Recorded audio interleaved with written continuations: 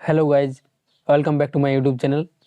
আজকের ভিডিওতে আমি তোমাদেরকে দেখাবো তোমাদের ফেসবুক অ্যাকাউন্ট কার কার ফোনে লগ ইন আছে, কী করে তোমরা দেখবে, এবং যদি অন্য কারো ফোনে লগ ইন থাকে তাহলে তোমরা কিভাবে রিমুভ করবে।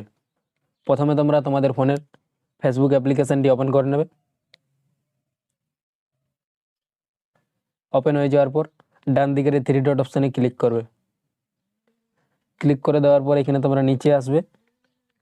আসার পর তোমরা এইখানে সেটিং অ্যান্ড প্রাইভেসি এই লেখাটিতে তোমরা ক্লিক করবে।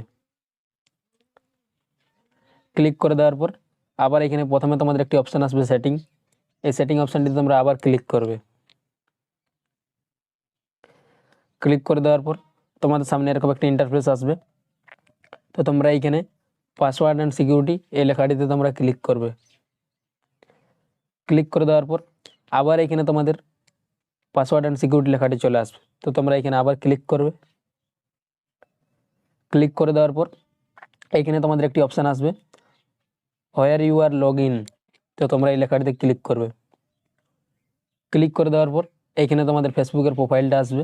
তো তোমরা এই প্রোফাইলটিতে ক্লিক করবে।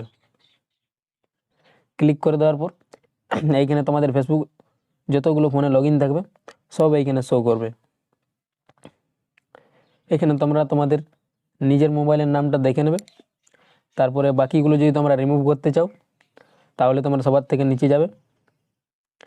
নিচে আসার পর তোমাদের এইখানে একটি লেখা থাকবে select device to log out. তো তোমরা এই লেখাটিতে ক্লিক করবে।